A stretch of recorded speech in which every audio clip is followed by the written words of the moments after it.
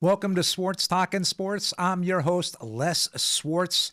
Big college football preview show tonight. It opens up this weekend. We've got a plethora of marquee matchups this weekend. We're going to have a special guest putting his analyst hat on. We're going to have my co-host, Al Chester, join us in a second. And then don't go away. We have the HBCU Game of the Week. And then Benny the Book opens up the season with his big 5 top games. You don't want to miss that. So without further ado, let's bring on my co-host for tonight, former Florida A&M Rattler quarterback, a national championship quarterback at that. And right now, the voice of the Rattlers radio broadcast in football and basketball with partner Melvin Beal, Al the Rattler Chester. What's going on, my man? How you doing, Les? Happy hump day from Jacksonville, Florida. I was going to say, Al's the man from Jacksonville. How's the weather down there today, Al? I tell you, it's still balmy hot down here, man. A little rain every now and again, but we're staying hydrated and staying inside. Well, we've got a good one tonight. We're going to be previewing the opening weekend of college football, kicking off the 2024 season. Before we bring on tonight's special guest, let's have Tony run tonight's opening reel. Off of him. Back all kinds of time. Now he's going to run. Nice move into the end. Beck. Going downfield. Caught him. Goes in motion. Play action pass rolling out. On the run. Beck is complete. And Beck throws off his back foot. Rosen. That would be Georgia starting quarterback Carson Beck, who's a consensus All-American on the #1 team in the country. We're going to talk a little bit about Carson Beck, the Georgia Bulldogs. But first of all, let's bring in former All-SEC defensive back with the Auburn Tigers and 4 years in the NFL as well with the Cardinals and Chiefs, Bob Harris, on for his 3rd time. Hey, Bob. Hey, Bob. How you doing, Hey, Bob? Les. Doing great. Good to see you, Al. Appreciate you guys having me on. Looking forward to exciting college football season. Well, absolutely. What better person to bring on than to first talk about the SEC? You played in the SEC.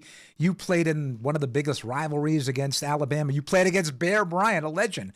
Speaking of legends, the biggest news maybe in the SEC this offseason, guys, is the departure of Nick Saban.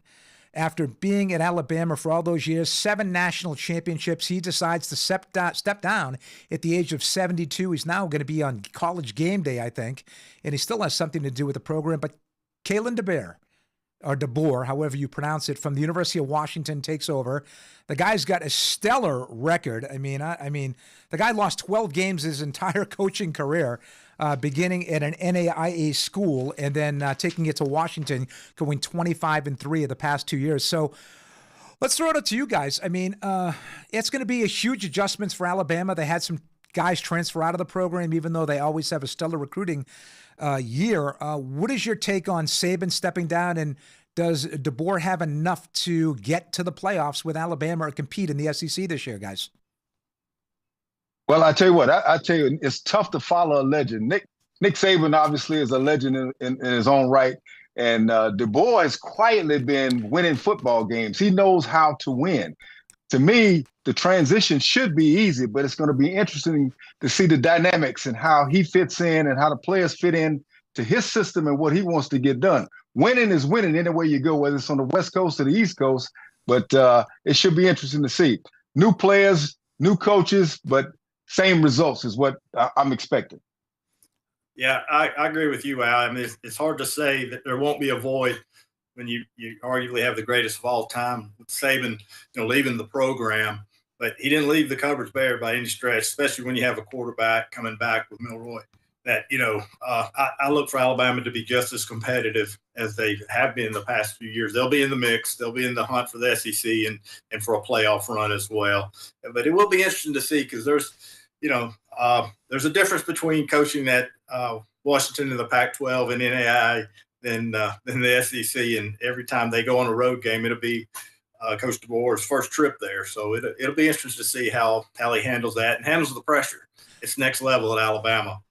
Anything less than the playoffs and the Final Four is unacceptable, and I'm sure he's aware of that. And he's done an outstanding job recruiting, and every indication of what he's done since he's come in is he's ready for the challenge.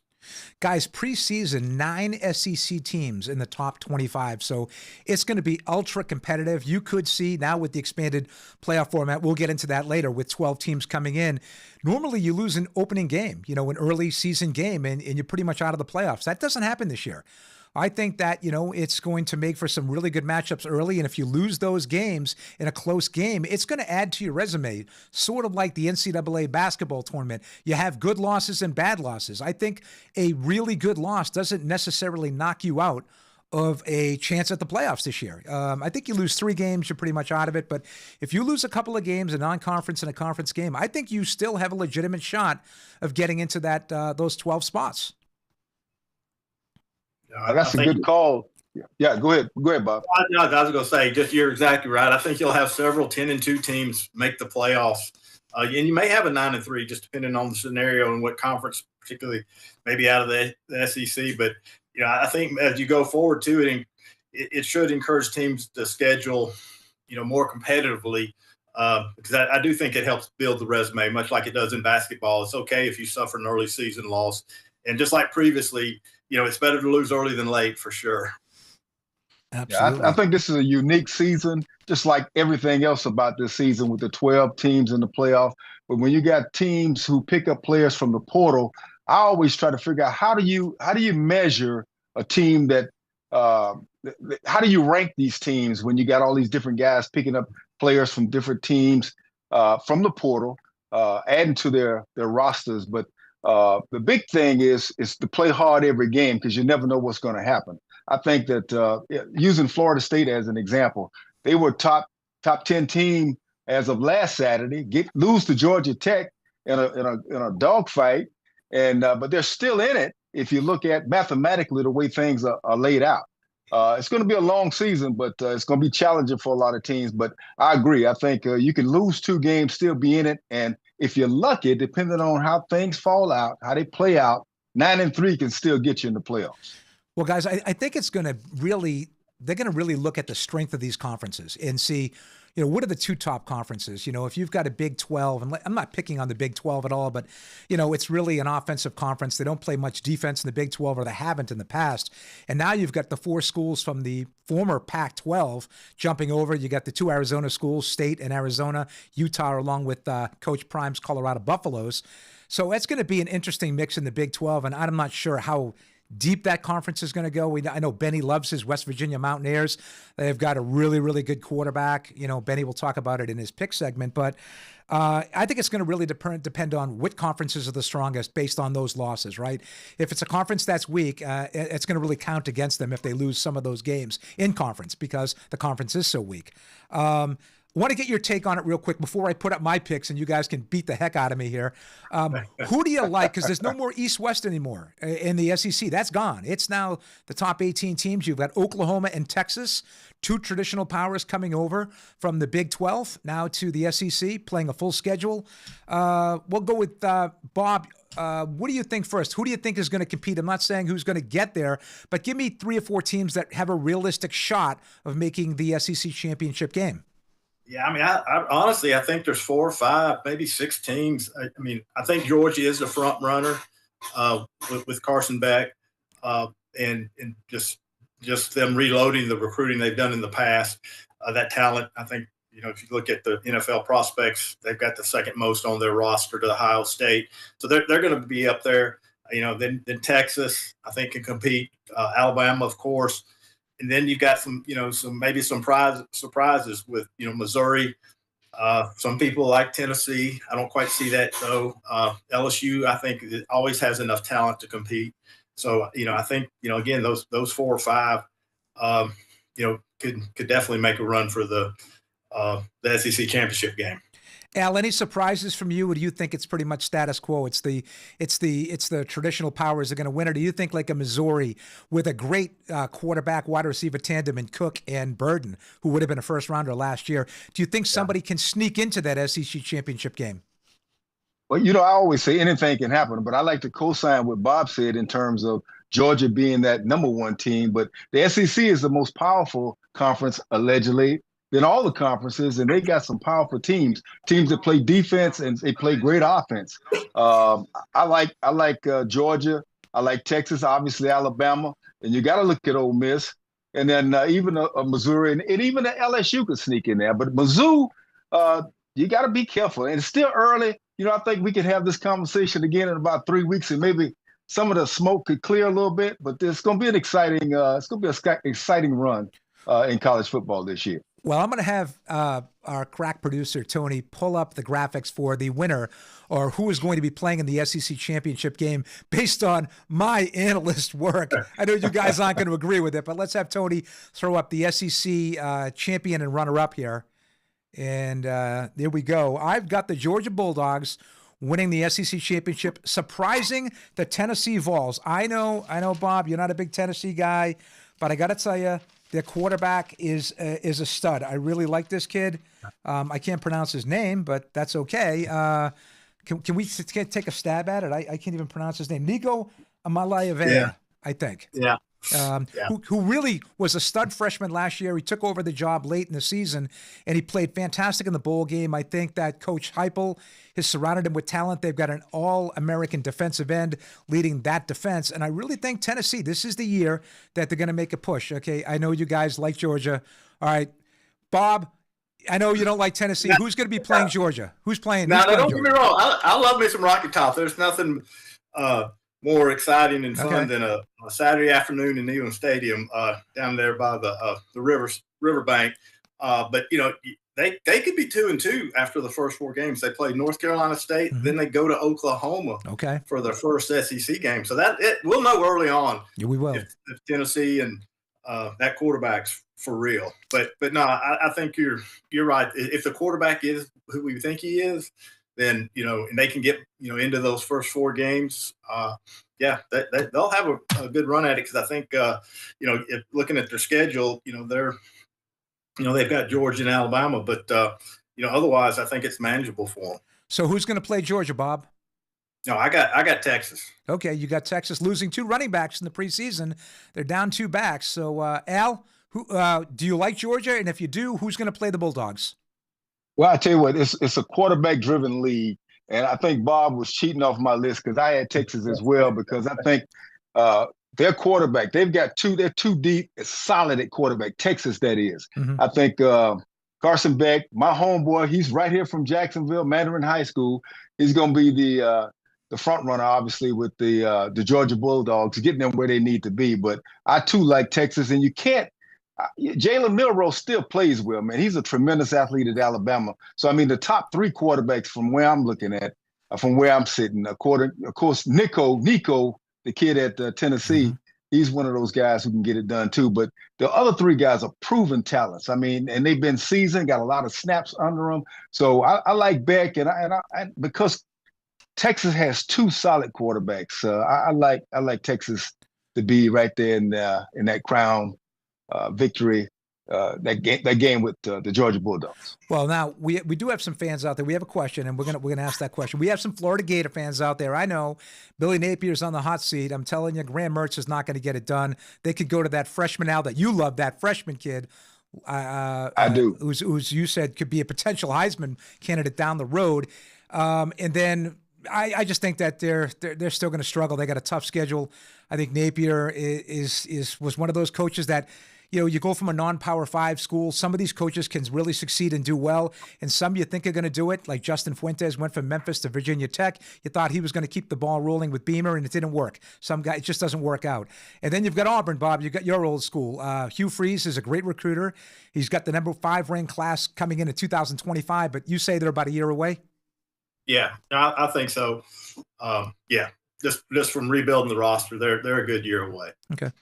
All right. Well, let's go They may surprise a few people, but they won't be in the mix for the playoffs, I don't believe. All right. Well, let's go to the Big Ten. Go ahead. Let me just add. I think Florida has probably the toughest schedule in the country. Their first 6 games are killers. I mean, if Napier can make it to week 7. He's done something good, man. But I tell you what, they got their hands full, man. They got one of the toughest schedules. I mean, I feel sorry for them, man. They're going to have to jump in a bucket of ice every week to recover from them games, man. They got some tough games coming up. Sue, we're sorry to say that. I know you're a big Gator fan out there, you and Mike, but I'm telling you right now, it is going to be really difficult to navigate that schedule, especially early. Yeah, their last 5 games are Georgia, Texas, LSU, Ole Miss, and Florida State. Yeah, good luck. Yeah, good luck. That's the back end. That's the back end. That's the back end. Yeah, good luck to the Gators this year. Yeah. Okay, we got a couple. We have a question, Joni? We have lots of questions. We have lots of questions. I know this, something, this is supposed to be a 30-minute segment. This might go 40, Tony. Sorry. Okay, let's get a couple questions in here. Okay. And I just wanted to add that everybody is loving Bob being back on. Oh. They're happy to see him back. So, yeah. We'll have to get They like the handsome man in the middle, Bob. Exactly. Bob's wife gives it the thumbs up, right? There we go. Yeah. All right, so get some questions out there. Okay. John Irwin asks, what SEC team is going to make the biggest jump this season? All right, guys, we'll go Bob first, then Al. I didn't hear it last. Sorry. What SEC team is going to make the biggest jump this season? One more time. I'm sorry. What SEC team is going to make the biggest jump this season? That's a good question. Well, I mean, Missouri had a pretty good year last year, but I think Missouri could be in, really the national championship hunt in the very end. I would say, I guess I would say Missouri. You like Mizzou. Okay, Al, what about same question? I like Missouri too. That gold and black, man, I think they're playing at a level right now after last season, coming into this season. I think in terms of jumping from one spot to the next, they're the guys. They're the team. God, the ex-ballers go with the same team. But you guys are like sharing the same notes here. Hey, John, do us a favor. Throw a comment out there. Let us know who you think is going to make the biggest jump. All right, Joni, let's go to another question. Okay. John has another question. Can you guys hear me okay? Yeah, we can hear you now. I can hear you right next to me, but I don't know these guys. Okay, good. All right. So, Al, this one's for Al. Al, which quarterback projects as the best pro? I think it's Carson Beck. Well, you know what? Carson Beck, I watched him mature from high school all the way through this coming season, obviously. And he's matured and got a lot of snaps on his belt. He's waited his turn. He's matured. His body is bigger. And I think he's a classic drop back passer, can make all the throws and obviously a good decision maker. His touchdown ratio is right where it needs to be. And it's gonna be interesting to see how he plays out. But there's some other guys out there. I like Quinn Evers at Texas, Shedeur Sanders at Colorado. I think if he has a good year, you can see some things. Cam Ward down at Miami. Mm-hmm. He's a talented quarterback too. So should be interesting to see how it all plays out. But Carson Beck is a pro, no doubt. He's got pro written all over it. Well, he's got the size, the height. He can make all the throws. Well, I know we have more questions, but let's jump to the Big Ten because I don't want to get too far behind. So let's talk a little Big Ten football here, guys. Who do you like? Oh, obviously, I like Ohio State and Oregon, and I'm not going to tease the national championship, but I think both these rosters are loaded, and they're loaded with a lot of transfers. At Ohio State now you've got the former Kansas State quarterback Will Howard. You stole 2 Alabama players. One of them is Micah Downs, who might have been Bob, you played your position. He might have been the best safety as a true freshman last year in Alabama in the country. They just took the SEC's #1 running back and Quinshon Judkins out of Ole Miss to pair him with Travion Henderson, who was a preseason All-American. They've got a great line. Ryan Day has been a great coach. His bugaboo is he couldn't beat Michigan the last couple of years. But, I mean, they're loaded for bear, and Oregon's got the transfer Dylan Gabriel from Oklahoma, who's from UCF, who's from Mililani, Hawaii. So he's gone all the way across the country, the Midwest, and he's back in the West Coast. So do you guys like that matchup ultimately? And do you think any teams could upset the apple cart there and maybe sneak into it, maybe a Michigan or a Luke Fickell second-year Wisconsin team? What do you think? Yeah, now I got you. I got the same two. I got Oregon and Ohio State because, like you mentioned, Ohio State arguably – they got the 2 best players out of the SEC, the running back and the defensive back from Alabama. And they didn't necessarily steal them less. They bought them with that $20 million budget. They bought them. They bought them. So, but hey, kudos to Coach Dave for that. But, yeah, I think they're loaded. I think Penn State's a possibility there.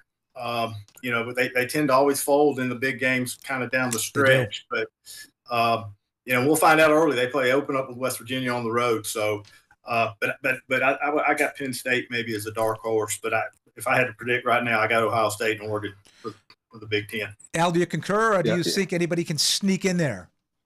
I like exactly what you guys are saying. We all are in sync. But I tell you what, Penn State, just like Bob said, I mean, they always get to the door, but they can't kick it in. Ohio State, I think they grind it out. This might be their year to win it all. Dylan Gabriel, I watched him when he was at UCF. I mean, before he got hurt, he was one of the most talented quarterbacks I had put my eyes on. Could run, could throw. He was accurate. Went to Oklahoma, and now he's up at Oregon. We'll see how it all plays out. That's why it's got to be tough. How do you measure how good these teams are going to be with all these with the portal and the kids transferring? How can you say that? I mean, probably after about week 2 or 3, you can start ranking them. But I mean, early this time, it's got to be difficult. It's got to be challenging. Yeah, with so many transfers, especially at the key position of quarterback, I think you're dead on it, Al. Because it's going to take maybe 2 or 3 games for them to kind of get in sync with their new offense. New systems, new verbiage. It's going to take a minute. So these preseason polls can be somewhat misleading because you may have a lot of surprises after week 3 or 4. Well, the interesting thing is the Ohio State offensive coordinator is Chip Kelly, who's been the head coach at UCLA for a couple of years. So he takes a decrease in pay to be the OC at Ohio State. So that tells you a little bit of what he thought of his UCLA team. And they're moving to, obviously, listen, you got 4 teams moving into the Big Ten now. You've got Oregon, you've got Washington. Well, actually 2 teams. Oregon and Washington are the 2 teams that are moving in, I believe, right? It's just Oregon and Washington are the 2. USC and UCLA. USC, well. That's right. USC and UCLA. I know there were 4. USC and UCLA. We haven't even talked about USC. They're opening up against LSU. One of Benny's marquee picks coming up. Miller Moss. I think Lincoln Riley's on the hot seat a little bit. I really do. I think it's time, man. He's got to make a push here. But and then I think a surprise team, guys. I want to get your take on it. One of the top freshmen in the country, Dylan Raiola, who was first signed and sealed to go to Ohio State, then Georgia. He ends up at Nebraska, where his dad was an All-American lineman, and I think his uncle's the offensive line coach at Nebraska. So, and Matt Rule, who was a really good coach in college, tried it in the pros, didn't work out, similar to Saban. He didn't have success with the Dolphins, but Matt Rule has proved that he could build a program. He did it at Temple, where nobody does it. He built Baylor back up, and now he's at Nebraska. Give him a couple seasons, and I think you could see the Cornhuskers back to where they used to be. Your take on that, guys? Yeah, he's a legacy kid for sure. And I tell you what, college football this season is going to be probably the most unique than we've ever seen before. And I tell you what, to see the caliber of players that are being transferred into some of these schools, and on paper, how we look on paper, but like Bob said, how is this going to translate on the field? How is this going to turn into W's? And it's going to be interesting to see. I'm excited about what we're talking about and what we're going to see from all the conferences. But I like Ohio State, Oregon. Obviously, they've been in there, but Ohio State, they're black and blue kind of offense, defense, and I think Ohio State's going to be the tough team to beat in the Big Ten. Guys, incoming freshman for Ohio State, Jeremiah Smith, was the #1 recruited wide receiver, getting rave reviews. Looks like he's going to actually start this year. And watch out for Oregon's defensive end, Jordan Birch. He was a top 10 recruit a couple years ago, and you could see him as a first-round pick next year in the NFL as an edge rusher. So before we go to the Big 12 or the ACC, we'll figure out what to do. Let's get a couple more questions in there for tonight's special guest, Bob Harris, and our co-host, Al the Rattler Chester. Okay. John Irwin wants to know, does LSU make the playoffs? Oh, boy. I don't That's know. A question for last. Listen, I'm an LSU guy. I love Brian Kelly. I just think that they do. Bob, you mentioned it in the preseason and the pregame show. Yeah. It was that they probably have the best offensive line in college football. Will Campbell will be a first-round draft pick next year. They bring all 5 guys back, but he loses both receivers in the first round. He loses the Heisman Trophy winning candidate, quarterback to the Red, who will be starting for the Commanders this weekend or next weekend. I think that Nussmeier's got a live arm. He's got a big arm. He's got an NFL pro arm, no doubt about it. Can make all the throws, but he doesn't have that running ability. And even though they had a good line last year, when things broke down, Jaden Daniels took off, and he gained over 1,000 yards and averaged nearly 8 yards a carry. So they don't have that threat. I think in the SEC, you need a dual threat. Jackson Dart at Ole Miss, Jalen Milroe. Carson Beck is not, but they've got so much talent around him. Brady Cook can take off in the pocket a little bit at Mizzou, but I think they'll win 9 games, 8 games. I know they got an easy schedule, not an easy schedule, but Bob, to your point, they got their tougher games at home. But I just think that they win 9 games and they miss out in the playoffs. They finish maybe 13 or 14 and they just miss out. That's just my take on it. Even though I'm an LSU fan, diehard, I got to say that. So another question out there? So John has a follow-up question to that as well. So it's the John Irwin question show. Here we right. go. He says, and what's the over and under on the number of quarterbacks Brian Kelly uses this season? I say 3. Wow. Wow. Wow. I think he's gonna. I think Nussmeier's gonna play until either something happens to him or he plays his way out of the position. What do you guys think? Yeah. I think he's earned the right. I think he's been there for this is his maybe 3rd year. In the era of the portal, he's stayed, loyal to LSU, and I think he's earned the spot. Honestly, I don't know who they have behind him, but I know they're excited about what he, potentially can do. So it'll be interesting to see. All right. Well, it all starts up front. You got to have the people up front to push people around. As I say it all the time. Yep. So, and you got to have a quarterback who can get it done. Now, the quarterback they had last year, obviously, he's a super talent. You can't replace a guy like that. They just fill the space with somebody. This kid fills the space, and if he can be productive, make good decisions, protect the football, take care of the ball, and lead this team. I mean, and it's somebody gonna step up and step out. They got talent out there. They lost the 2 great receivers. Anything can happen. I mean, again, I'm gonna say we have this conversation in a couple of weeks. I think we may be able to shine the shoe a little shiner. All right. Well, before we get more questions, Joni, let's jump to the Big 12. Let's jump to the Big 12, and we'll throw up my. I've got a little bit of a bizarre thing here. Not a lot of people a lot of people like the Utah Utes, coming over. Both of these teams, former Pac-12 teams. I just really love the passing combination of Noah Fafita. I think he's a tremendous quarterback, threw for 2,900 yards, 26 TDs to 6 interceptions, and Tatoria McMillan, a 6'5" wide receiver, 1,400 yards and 10 touchdowns last year. Incredible combination there. They have a new coach. Their coach took off, to Washington, Judd Fish, and then they've got the guy from San Jose State. I forget what his name is. I got him written down here. He's here somewhere. Bob Brennan, I think, is from San Jose State. So he's now at Arizona. He's done pretty well at a school that traditionally is not a good football school. Utah's got Kyle Whittingham. He's been there forever. I mean, he's been the head coach since Urban Meyer left, and that was back in like 95 or 96 or something before he went to Florida. So, guys, what do you think about that? I know you're both going to disagree with me on at least one of these picks, but Bob, I know you like Utah, but who do you like Utah playing in the Big 12? Yeah, I got Kansas State. I like their quarterback, but I really like what Utah's going to bring to the conference, the physicality that they play with. I love their quarterback, Cam Rising. Hopefully he can stay healthy, because when he's healthy, they play at a different level. And yet Kyle Whittingham, arguably, one of the better coaches in college football for the past 20 years. But I've got him playing Kansas State. Avery Johnson steps into the triggerman position at Kansas State. Will Howard goes to Ohio State. Kid's a dynamic dual threat. Can throw it, can spin it. I like him as a dark horse Heisman candidate. Al, do you like Utah? And if you do, who's Utah going to be playing in the Big 12 championship game? I do like Utah. I've always been a fan of Cam Rising. He's been hurt the last couple of years. I think he's going to light it up this year.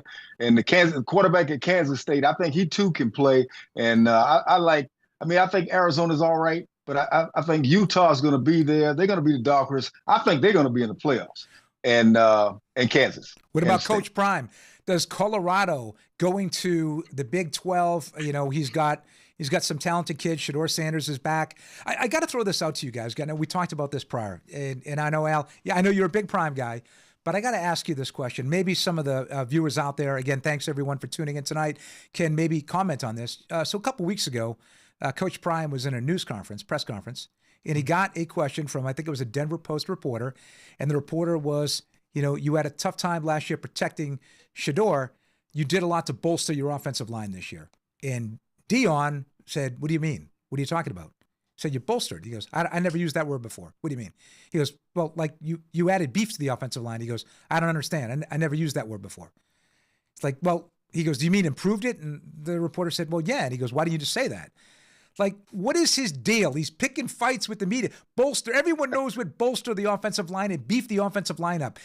I think he's got a personal issue. And now it's come out that Colorado is only going to let certain reporters be at those press conferences, and Deion Sanders is not going to be, responding to some of those questions. I don't like that, guys. I'm not with the media. I'm not a big fan of that, Al. I know you're a media guy. I'm not a big fan of that. I'm sorry. Yeah, I agree with you. I tell you what, Deion's going to be Deion. I mean, right, wrong, or indifferent. He's going to be protective of his kid. I'm not quite sure why he went off the hook on the question and the verbiage that was used. Right. Like you said, we use that kind of type verbiage all the time. I mean, it's like nothing bad, but he's a unique kind of guy, man. And the thing that's interesting is he's going to push the envelope, and he's going to push it as far as he can. And we'll see how it all plays out, man. But, Deion's going to be Deion. I'll just leave it at that. I think so. All right. Well, let's, I know Tony gave us, I have the red light. We have lights now. We've got green lights for questions and red lights for, oh my God, we got to wrap it up. But I think we're going to go a little long in this segment. We've got a couple more things to do before we go and we bring on the HBCU game of the week. So let's jump to the ACC. And I've got maybe a surprise here. I don't have Miami of Florida, I think, is going to be a playoff team. We'll get to that. But I got the Clemson Tigers and Dabo Swinney until they had a tough year last year.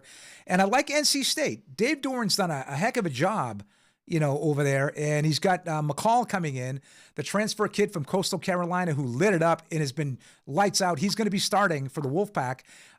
They've won 8-9 games the last 5 years. I mean, he's done really, really well. And I really think it's going to be Clemson and NC State. I don't see much out of Florida State, guys. I'm not a big DJ fan.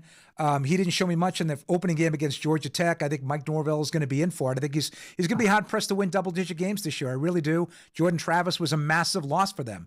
I don't think that DJ's the quarterback that Jordan Travis was. North Carolina, loses some players. I'm not a big Carolina guy.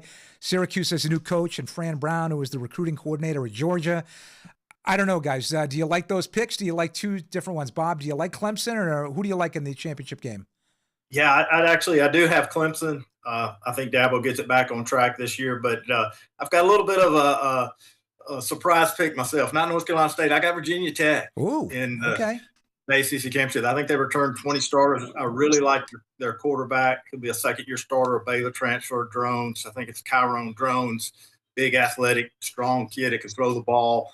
But returning 20 starters, and Blacksburg, Virginia is a tough place to go and play. And but I like them maybe coming out of the shadows and getting in that ACC championship game. All right, Virginia Tech. I wasn't even looking at the Hokies, Al. What about you?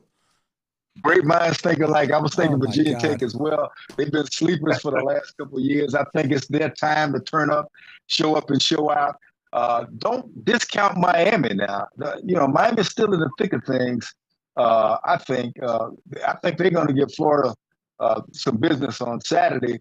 But I disagree with Florida State. I think Florida State, you don't have the same type quarterback, but what you have is they got caught up in that first game deal. I think Florida State did. I think they're better than they played. Georgia Tech, not bad, but I think Florida State's a little better than the way they played. They were out of place, out of position. The scheme was bad on defense. They gave up contain.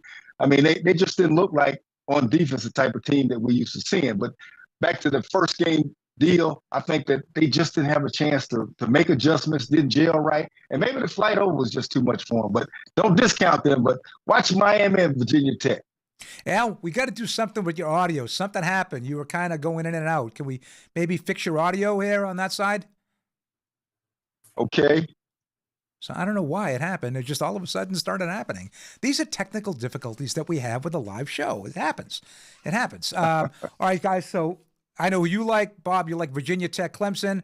Al, you like Virginia Tech or Miami and Clemson, and they're both good picks. So, and I think a sleeper, the non-Power 5 teams, I think the big one is going to be, I'm curious to see what happens out west with Washington State and Oregon State playing in the Pac-2.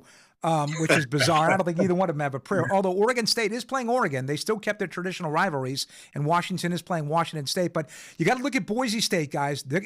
People are saying they're loaded for bear this year, and they could be one of those teams on the non-Power 4 to make it. In Liberty College, the Liberty Flames Caden Salter, a really, really good quarterback, and Jeremy Chadwell, who did great things at Coastal Carolina. Don't be shocked to see the Liberty Flames go undefeated in their league and make a push as the 12th team in the playoffs. I really believe they actually have a legitimate shot, guys. This is the 12th that I like here. Georgia, Oregon, Arizona, and Clemson get the automatic bids because they would win the conference. So they're the first. They get the week off. I like Ohio State. They're definitely going to get in. Tennessee, you know how I love Tennessee. Alabama's going to squeak in as the third team. Texas. So I think we have got four teams from the SEC I got getting in there. I got the Longhorns. I like Oklahoma State because of their running game. I think Notre Dame will get it figured out. They got a tough one out of the gate against Texas A&M on the road in Aggie land. That's going to be a tough one of Benny's picks. And I do like the Miami Hurricanes, guys. I love Cam Ward transferring over to Miami, his third school in 4 years, but he put up big numbers at Washington State. He's got a line that only allowed 16 sacks last year. Now he's got playmakers. He's got a line. I think Mario Cristobal's transfers have come in to bolster that defense. Well, that word bolster. Dion, that means improve that defense, just, letting you know. By the way, he's done interviews with Stephen A. Smith. Stephen A. Smith is the walking, talking thesaurus. Are you kidding me? He has never heard those words? Come on. So, yeah, I really do. I like those teams. What do you guys like? Do you like any surprises? Do you like, I know, Bob, you're not an Oklahoma State guy, but what do you think of the top 12, and who do you think might get in there, sneak in? No, I instead of Boise State, I've got the Roadrunners of University of Texas. Oh, UTSA, Jeff Traylor's team. Yeah. Hey, Tony, can we throw those graphics up again with the top 12? They're going to be they're going to have one loss early to Texas, and then that will But yeah, I've got Utah in. I got Virginia Tech in. Ooh, okay. Penn State. I got Penn State instead of Oklahoma State. Okay. And I'm gonna put Missouri in as well. But of course, I got Georgia, Oregon, Ohio State, Alabama, Notre Dame, and Texas, along with Penn State, Clemson, Missouri, and Va-Tech. All right, it's going to be interesting. And then UTSA, the Roadrunners. You like the Roadrunners, man? Benny, help me with the Roadrunners. All right, Al, what do you think? Do you think a lot of that is going to hold pat? Do you think that most of those teams will be there? Or do you think that a couple teams might have some down years?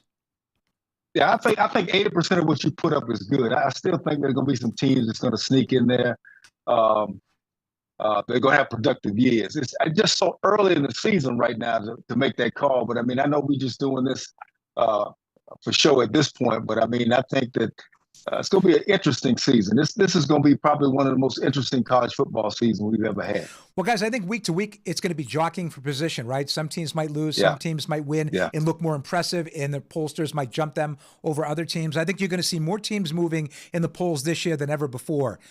Before, you had to wait for a team to lose. I think with 12 teams in it, you're going to see a team dropping from 3 to 6, a team moving up from 7 to 4. It's going to happen week to week, just like college basketball does right now. So that's our playoff preview picture, and that's going to change. Now we just want to check out the Heisman race before we let Bob go, and we go to the HBCU game of the week after the break. But let's bring up the Heisman, and these are guys that are going to be favored, the top favorites for the Heisman. This is my list here. While we keep the list up, we can go to Bob, and we'll let our viewers check out the list. But Bob, what do you think about this list? And do you think most of these guys, if they have good years, have a legitimate shot of maybe going to New York? No, I think you're spot on right here. Dylan Gabriel will know that Oregon offense. He'll have the opportunity to put up some big numbers. Carson Beck's outstanding. Quinn Ewers, we saw what he did. Milroe, of course, at Alabama. The only name that I don't think you have on here, we talked earlier, Travis Hunter. I think he's the best player in college football, two-way player, and he's the most talented. Now, he's not a quarterback. He may not get the publicity. If he can stay healthy, I think we'll see what the best college football looks like. Well, he's going to be a first-round draft pick, no doubt about it. Al, do you like these names on the list, and did I leave anyone out? No, I co-sign with Bob. I think Travis is obviously got to be in the mix, but the top 4 quarterbacks that you have listed there. Now, keep in mind, as a quarterback, how do you measure the success of a quarterback? He's got to win. He's got to throw for a lot of touchdown passes. So, I mean, what offense is designed to help these guys get where they need to be? And on top of that, you got to be winning. So, I mean, I think that's going to make it real sweet You got 4 solid quarterbacks right there with great football teams, great support cast around them. It's going to be a good season. Travis is going to have to get the ball on offense and defense, and maybe even run some special teams, a punt return, a kickoff return, to get the kind of publicity to match the quarterbacks. But I mean, when you look at pound for pound, the talent that he has, I mean, he's a super talent, and he'll play on Sundays for sure. Well, I did want to throw up one other graphic. I think Tony had the best of the rest. It was almost like some of these dark horses, and this is the dark horses. I got Fafita. I got Will Howard at Ohio State, depending on how they. Travis Hunter's right there. Quinshawn Judkins will probably split time with Travion Henderson. Luther Burden III. I can see him making a big jump and having a massive season. Avery Johnson, we've talked about him. Cam Rising. Let's hope he stays healthy. I mean, I think this is his 6th year at Utah, just due to he's been hurt.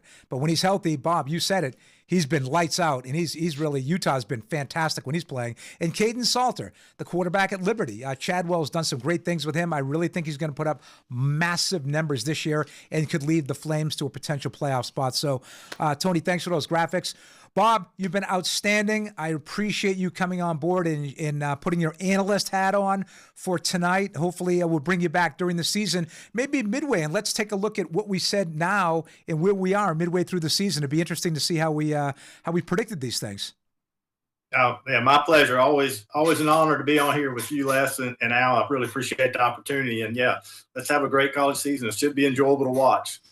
Well, from me to you, I hope the Auburn Tigers do it up this year and Hugh Freeze surprises some people. So that was Bob Harris, former Auburn All-SEC defensive back and NFL star as well. Hey, listen, Bob, just real quick.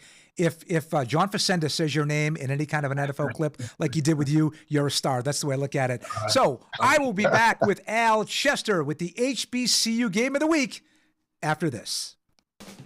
Forever 24 Fit, Leland's only gym with 24-hour access. Get fit when it's convenient, utilizing Life Fitness, cardio, and weight machines. And for those of you who prefer free weights, there is a free weight area as well. Start your membership today and get on your way to a better you. Six Happiness. Enjoy fresh Asian cuisine in a relaxed and friendly atmosphere where we believe good times deserve great food. Featuring the best sushi chefs in the Leland area. So come on in and we guarantee you will be delighted.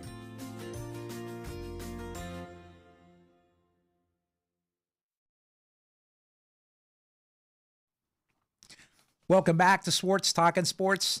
I'm Les Swartz, the man on my right, Al the Rattler Chester, voice of the Florida A&M Rattlers in football and basketball radio broadcast. Al, real quick, want to say, again, special thanks to Bob Harris for coming on, and all you subscribers out there, 904. We're up to 904, Al. We're making that march towards 1,000, so we appreciate everyone logging on and all the viewers out there, the comments, the questions. Keep them coming tonight. Joni's going to throw them up on the board, and we'll read them. Al, this is our HBCU Game of the Week segment. Before we get to that, check that backdrop out. Congratulations on the opening victory. The A&M Rattlers 24-23 on national television last Saturday night. And thank you so much for the shout out on the broadcast. That was outstanding. Both you and Melvin, we really appreciate you going to bat for us. So thank you so much. Absolutely. I tell you what, it was a great weekend in Atlanta, Georgia. The Rattlers were able to pull it out week 1. It was a great matchup. The Norfolk State Spartans, they came ready to play. I said, just like I said during the broadcast, that first game, that first week is always tough. Game lights are different than practice lights, and it was a great football game. I tell you what was more exciting is that it was on ABC. National brand had over 1.3 million people view that football game. That's a salute to both universities, great for HBCU across the board. And I tell you what, we really appreciate that. You're going to see more of that this football season with HBCU football. Well, let's take a look at the HBCU Game of the Week. You pick them. So let's have Tony throw up the graphics, and you can talk a little bit about who's playing in the game, where they're playing, and who's going to win this thing. All right, we got the HBCU Game of the Week. It's the Black College Hall of Fame Classic. We got Virginia State Trojans. They finished 8-2 last year. They represent the CIAA versus Benedict College Tigers. Now, they're 11-1. They represent the SIAC. Now, both are Division II HBCU schools. And the game is going to be played live in Tom Benson Hall of Fame Stadium in Canton, Ohio. This is the Pro Football Hall of Fame. thank Doug Williams and Shaq Harris for putting this thing together, but I'm looking and expecting a great ball game. The head coach of Virginia State is Dr. Henry Frazier III. He played college football, but I tell you what, the Trojans, like I said, finished 8-2 overall last year, 6-2 in conference play in 2023, that is. Ron Dickinson is the head football coach at Benedict. Now, he replaces Chinus Berry, who is the head coach now at South Carolina State, who the Rattlers will be hosting this weekend. Chinus Berry ran the table the last 2 years, went undefeated in conference play, got beaten in the playoffs, but I tell you what, he lit it up. Dickinson is a 27-year veteran for coaching, man, been around the block a few times, played every way, played in the league, and I'm expecting good football. Benedict, to me, has the advantage. I think Benedict is loaded. Coach Berry left the tables full of players, full of food, full of groceries, and all he had to do, Dickinson that is put that thing together. I'm looking and expecting a great ball game, but I think that the Benedict College Tigers out of the SIAC should be winners. Now, is this a nationally televised game, or is this going to be regional? It is nationally televised. It is nationally televised. Okay. It's going to be on the NFL Network, and we thank the NFL for saluting historically black colleges in this way. Well, we're going to be looking forward to that. I'll have to check that out. I'm just not familiar with these schools. I'm more familiar with the MEAC schools and the SWAC schools, Right. because they're more of the marquee name HBCU schools that we talk about. Obviously, I'm following the Rattlers very, very closely this year. I was impressed with them. They had a tough start. Like you said, it's always difficult getting out of the gate that first game. You got the target on your back. You're the defending HBCU national champs, right? So everyone's gunning for A&M. New head coach Willie Simmons moves on to Duke, who will have in a couple of weeks. Coach Simmons, the running backs coach, is going to be joining us on STS in a couple of weeks. So we're excited to get Coach Simmons on. But I thought the quarterback played really well for A&M. They rolled him out a little bit. He made some big plays. Defensively, they finally, they were kind of vulnerable at the first half with the run up the middle, but they kind of shut that down in the second half, Al. And even though it was a 24-23 game, I thought they controlled the play. I thought they had the better of the offense there, and I thought they controlled the play down the stretch. Well, I think there was an opportunity for the Rattlers to put the game away, or I should say seal the game, and we fumbled the ball. You got to protect the football. The game is played in three phases: offense, defense, and special teams. I thought that special teams was awesome. We had great kickoffs, great kickoff coverage, punts. I thought the offense finally got a chance to gel. Daniel Richardson ended up being the player of the year, player of the week for sure. He ended up passing for over 300 yards and 3 touchdowns. He provided the kind of leadership, and his knack of what he's known for is not making the big mistake. Mm-hmm. He doesn't give the ball up, didn't throw any interceptions, and great teams find a way to win. And we were able to gel, get that thing together, and hopefully this week you're going to see a better performance by the defending national champions, the Florida A&M Rattlers. Well, I'll be tuning in to see that game or hear that game against South Carolina State, and hopefully everyone out there will check out the NFL Network for the HBCU Game of the Week. And we got a special one next week, Al. We got one of your guys, Fred Dean, coming on next Wednesday to talk a little bit about the NFL, his career with the Washington Redskins, the Super Bowl. But let's preview the NFL next week. So, Al, we appreciate it. Thanks for the HBCU Game of the Week. We'll check out your broadcast this weekend. And again, thanks so much for the shout out on the broadcast. We appreciate it. Absolutely. I'm going to do it again. All right. We'll be listening. Well, that was Al Chester with the HBCU Game of the Week. We'll be back after this with Benny the Book's opening week picks. Jim's Pawn and Gun Shop, located at 4212 Oleander Drive, Wilmington's #1 firearms dealer. Sporting a large inventory, including all brands of handguns and long guns, a full stock of accessories, and all types of ammunition, Jim's Pawn and Gun Shop has it all, including the best customer service in the area.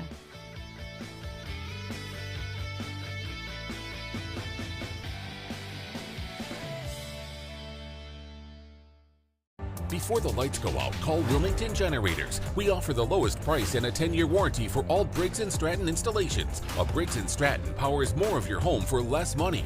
Call for a free quote. Wilmington Generators. We play with power. Welcome back to Swartz Talkin Sports. I'm your host, Les Swartz. Look at that, the man to my right. He's back, ladies and gentlemen, for another season of Benny the Book. And we're going to check it out. It's opening weekend. Benny, thanks for hanging on with us and doing this again for another season. We're going to track these games, and let's jump right into it, man. Let's get to your top 3 games. Excited to be here, Les, but let me before I give you my picks, I got a few things I think you guys might have missed, man. Okay. You got Mississippi in the SEC ranked in the top, I think, 6 teams in the country with a very, very qualified quarterback, Dart. I think you guys really missed on that one. And got to watch out for the West Virginia Mountaineers. Garrett Green. I knew we Garrett were going to go Green, there. man. I knew we were going to be one of the best quarterbacks in the country.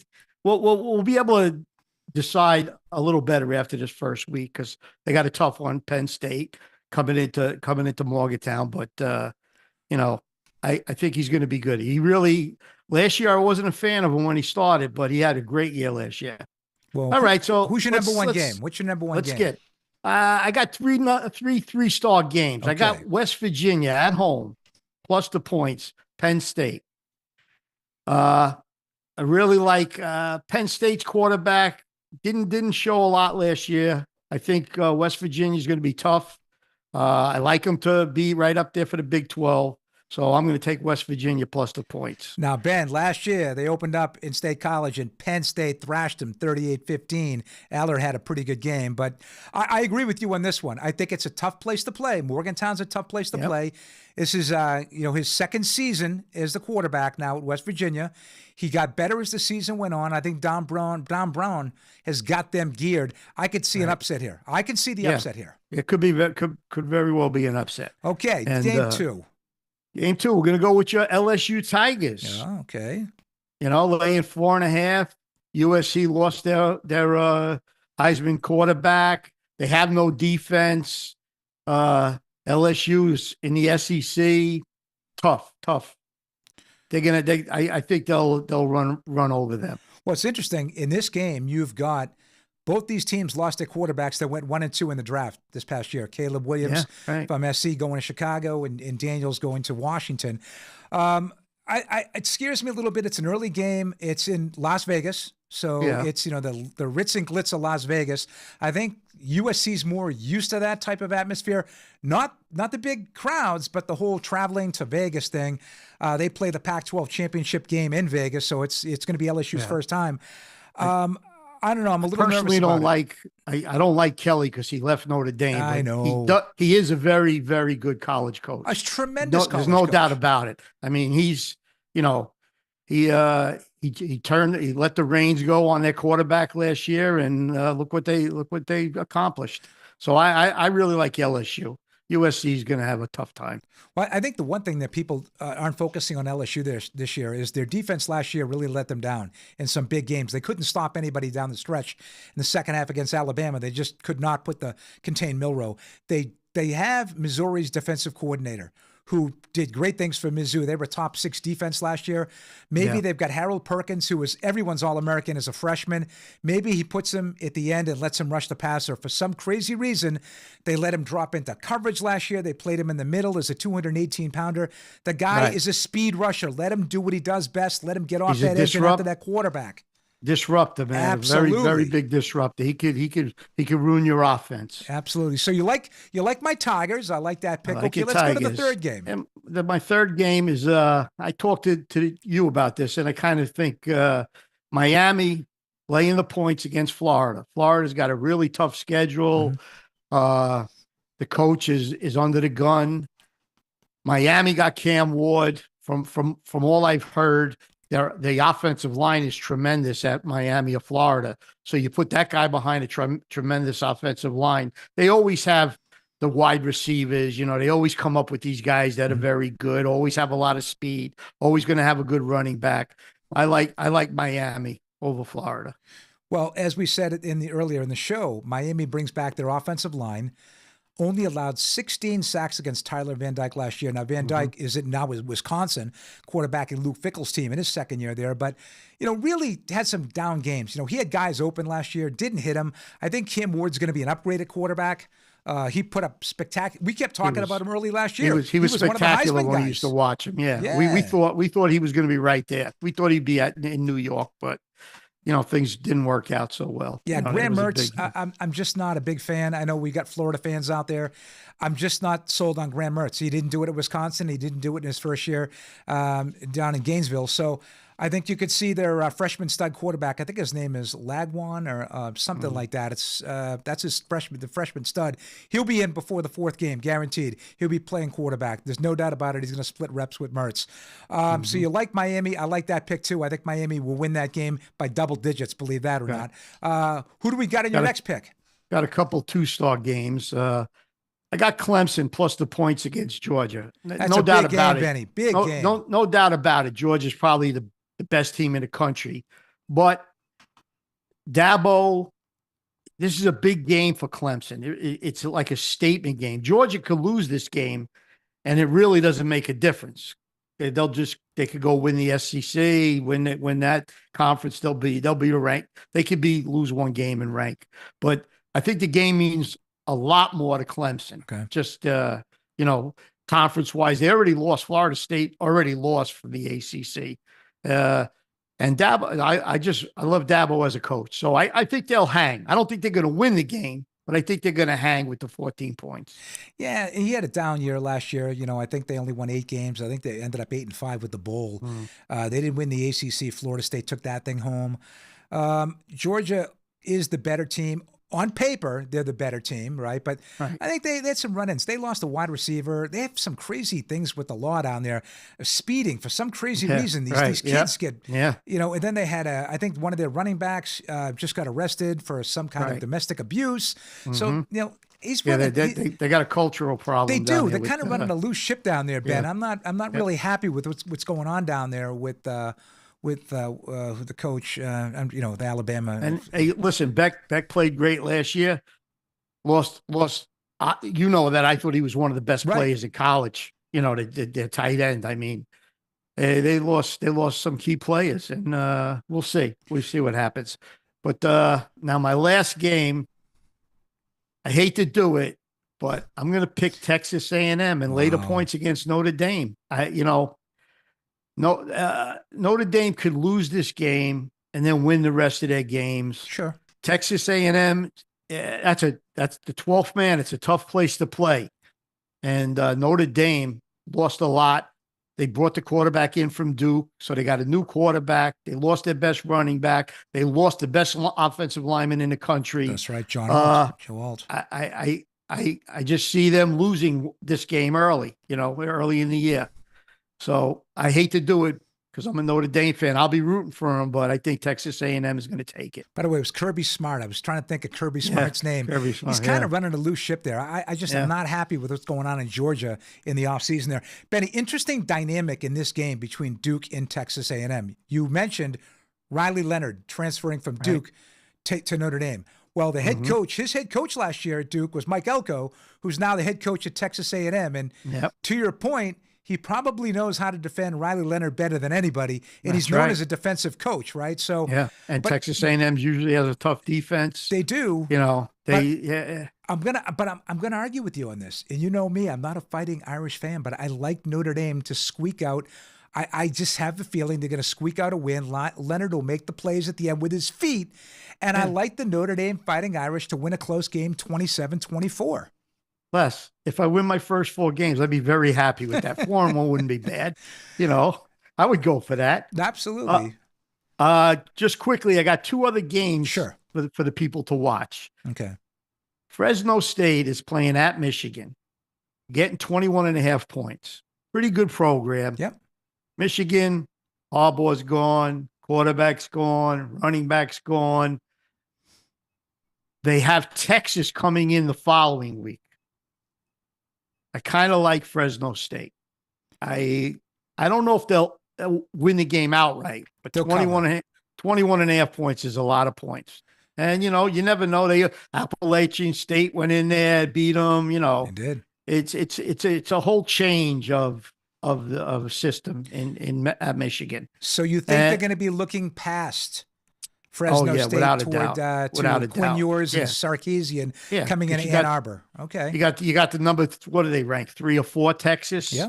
You know, I don't know how good Texas is going to be. You mentioned it previously. They lost their 2 top running backs. Mhm. You know, they have 2 great quarterbacks. You know, I'm surprised Manning's still at Texas, sitting another year. You know, but who knows? Don't We'll see. sleep on the Fresno State Bulldogs, Benny. Don't sleep on them. And what's your second surprise pick? You might not like this one, but I just was looking at it. Colorado's laying 10 at home to North Dakota State. Okay. Sanders is going to put up big numbers. He put up big numbers last year. So if he has any kind of offensive line in front of him, they're going to score points. And laying 10 at home, I think it's a no-brainer. Last year they were putting points all over the place. And, well, I got to tell you, one of his recruits, Jordan Seaton, was rated the number 2 offensive tackle in the country last year, consensus by Rivals and by 24/7. He's going to be starting on the left side. He's going to be protecting the blind side for Shedeur Sanders. I don't know. I'm just not I'm really off the Coach Prime bandwagon based on what he's done. In these press conferences. Well, I'm just not a big fan of the way he does this thing. But he might beat this, and then when he gets into the Big 12 and starts losing, then it's a different story. Then once he gets into North Dakota State, let me just say it's been. I know one they of the lost premier. last year to. They did, but it's a premier FCS school. They're always in it, and they've surprised a lot of FBS teams. So I don't think Colorado is going to win this thing 55-10. I think it'll be I think Sanders is going to put up huge numbers. Okay, he's a premier quarterback. He's an NFL quarterback. There's no doubt about it. He's got some weapons.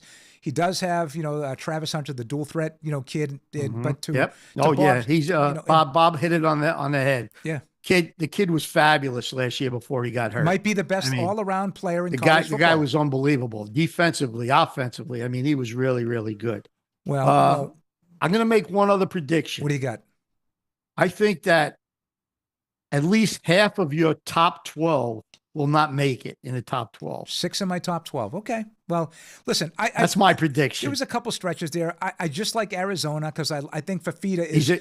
People don't know a lot about this kid. Yes, he's a good quarterback. Tremendous quarterback. Lit it up last year. They do lose their coach. I understand that. They kept the bulk of their team together, even though they did lose him to Washington. I like Oklahoma State because Gundy's a solid coach. He's one of those guys who's been there a while. Yes. Yep. Bowman's back at quarterback. They've got Ollie Gordon, who's the returning rushing champ of college football last year. He's going to tote the rock a lot. There's going to be some surprises in there. I really believe Liberty. I'm telling you right now, I believe Liberty has got a shot to squeak in as the number 12 team because they're going to take at least one non-power 4 team to make it. You know what's going to hurt a lot of those Pac-12 teams that are moving to new conferences? What's that? The travel. I said it when West Virginia was in the Big 12 when they left the Big East and they had to go to Texas every other weekend or two weekends in a row. These are college students. It's tough. Hold on.